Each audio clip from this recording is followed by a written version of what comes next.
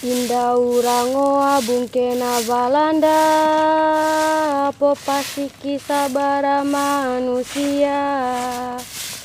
Sumbe-sumbere apelo palaisa, apo boli-boli indah po toku-toku.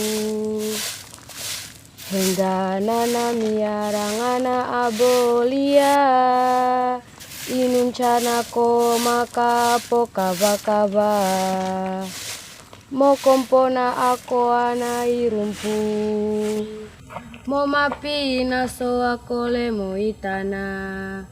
Bonto gena sami ina. Kabanti yang kau lantungkan itu mengingatkan ibu tentang perjuangan Opu Taiko dan rakyat Buton dalam melawan Kompeni Belanda. Benar, Ina. Kata guru sejarah kami di sekolah, Kabanti yang dikarang oleh Laode Abdul Ghani itu menceritakan tentang Sultan Opu Taiko yang terpaksa menghindari dahsyatnya Belanda menggempur Keraton Buton pada tahun 1771. Iya, Nak.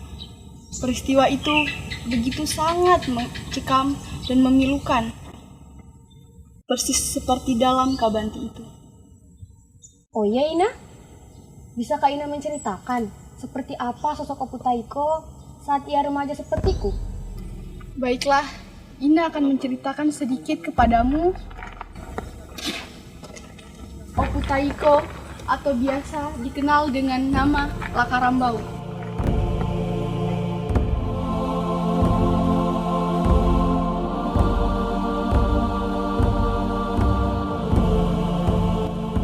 Sejak Buton berubah status dari kerajaan menjadi kesultanan, pendidikan Islam mulai dikembangkan.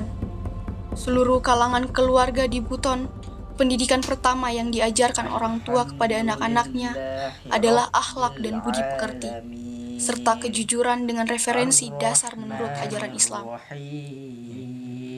Pendidikan tata krama di kalangan istana Keraton Buton dikenal dengan nama Belo Bamba bagi anak-anak bangsawan dan Belo Baruga bagi kalangan anak-anak Walaka. Pengajian Al-Quran selain mendapat bimbingan dari ayahnya, juga dari Syekh Syarif Al-Idrus dan Syekh Alwi. Lakarambau di dalam istana dibimbing dan ditempa langsung oleh ayahnya Sultan Liaudin Ismail dan ibunya Woode Safura, baik baca tulis Al-Quran maupun ilmu akhlak dan budi pekerti lainnya. Anakku Himayatuddin. Ayahanda. Maafkan ayahanda mengganggu latihanmu. Ayahanda, ada apa gerangan datang kemari untuk menemui Ananda? Ampunilah Ananda jika tidak mendengar panggilan dari ayahanda. Kemarilah nak. Saya ayahanda. Ini ada beberapa buku tentang ilmu hukum dan pemerintah, serta naskah-naskah surat perjanjian hubungan Buton dengan Kompeni Belanda. Berbangga sekali Ananda bisa mendapat buku dan naskah-naskah dari ayahanda. Pelajarilah baik-baik buku dan naskah surat perjanjian itu. Perdalamlah ilmu pengetahuan sebanyak-banyaknya untuk menjaga kedaulatan rakyat dan perkembangan negeri ini. Saya, Himayatuddin Muhammad Saidi, bersumpah akan menjaga dan meningkatkan kegigihan di tanah Buton ini. Luar biasa jiwa patriot Lakarambau itu ya, Ina. Semangatnya sudah nampak sejak usianya yang masih begitu muda. Waduh, inginku seperti beliau. Iya, sejarah Buton mencatat bahwa Lakarambau adalah anak yang cerdas, berbudi pekerti yang baik, jujur, dan berjiwa patriot yang baik. Karakternya itu sudah menonjol dari kalangan seusianya. Oh iya, Ina.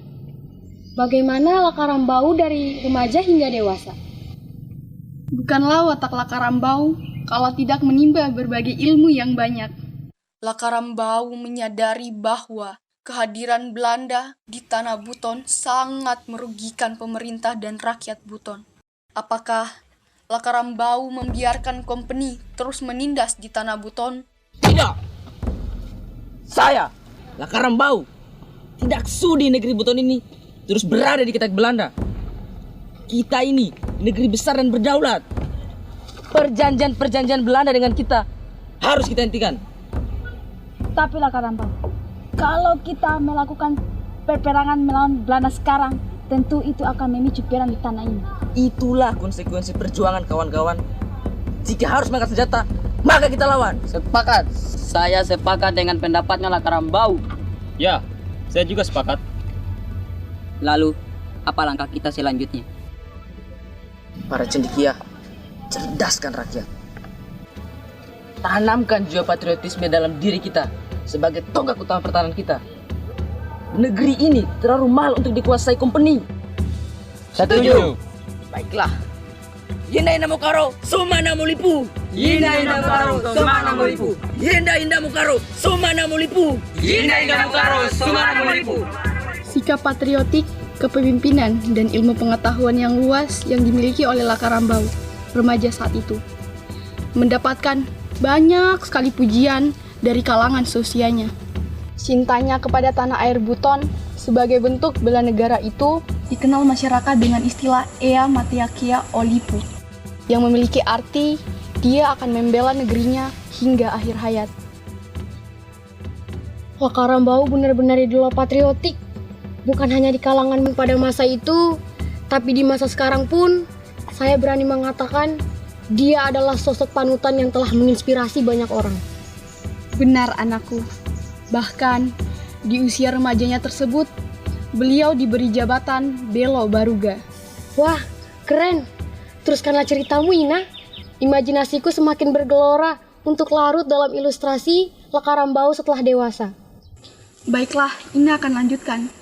Beranjak dewasa pun, Lakarambau semakin menunjukkan dedikasi dan loyalitasnya terhadap Sultan Buton yang ke-19 dalam masa menjalankan pemerintahannya.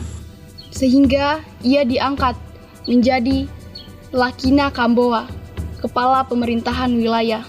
Kemudian ia diangkat lagi menjadi Kapitalaum Matanaeo, Panglima Pertahanan Tempur Kawasan Timur. Hah? Diangkat? Jadi kepala pemerintahan wilayah? Lalu menjadi Panglima Pertahanan Timur? Iya anakku, atas prestasi dan keberhasilannya, selanjutnya dia dinobatkan sebagai Sultan ke-20 pada tahun 1751 oleh Dewan Sara. Weh, semakin kerasmu itu melawan kompeni Belanda. Benar anakku, di bawah kekuasaan kesultanannya, Lakarambau gencar melawan dan memutuskan perjanjian-perjanjian di pihak Belanda. Pasti pihak kompeni dah marah besar mi itu. Benar, Belanda jelas marah. Mereka melakukan tekanan demi tekanan untuk memberikan hukuman kepada pihak Buton. Atas pertimbangan keamanan tanah Buton, maka Dewan Sara memakzulkan tahta Kesultanan Lakarambau dan digantikan oleh Sultan Hamid yang masih ipar dari Lakarambau. Saat itu mi, Buton dah alami dilema berat. Benar, dilema berat benar-benar dialami Kesultanan Buton. Hingga akhirnya Dewan Sara menganggap hanya Lakarambau lah yang bisa menghadapi tekanan dari Belanda. Lakarambau kedua kalinya diangkat menjadi sultan. Iya, benar. Saat itulah terjadi kondisi yang genting. Lakarambau terus menolak perjanjian dengan kompeni.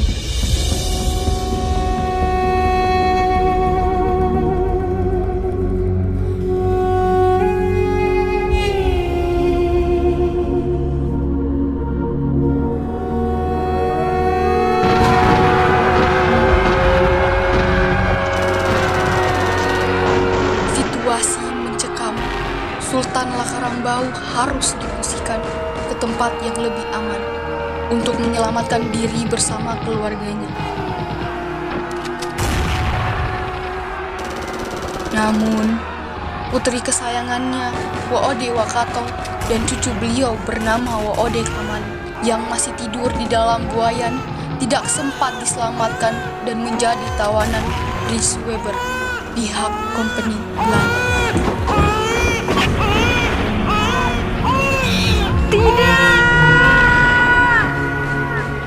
Oh tidak! kami kasihan adegan yang paling menyayat hati. Wakanda anakku, itulah kepahitan yang harus diterima Lakarambau. Tetapi, ditawan anak dan cucunya itu tidak menyurutkan semangatnya untuk terus melawan Belanda. Jadi, apa yang dilakukan Lakarambau selanjutnya, Ina? Sultan Lakarambau terus bergerilya di hutan untuk melawan kompeni Belanda. Hutan Lambu Sango adalah saksi atas hidup Sultan Lakarambau yang bergerilya bersama keluarga dan prajuritnya yang tersisa. Sampai akhirnya Dewan Sara kembali memakzulkan dan menggantinya dengan sultan berikutnya. Sungguh luar biasa pengorbanan Lakarambau dalam membebaskan rakyat Buton atas penindasan kompeni Belanda. Saya sebagai penerus bangsa patut meneladani perjuangan beliau dalam mengisi hari kemerdekaan hari ini. Bagus anakku, belajar dan menimba berbagai ilmu, jujur, berakhlak baik, dan berbudi pekerti. Oh iya Ina, sampai pergi sekolah sampai saja Lakarambau yang milenial.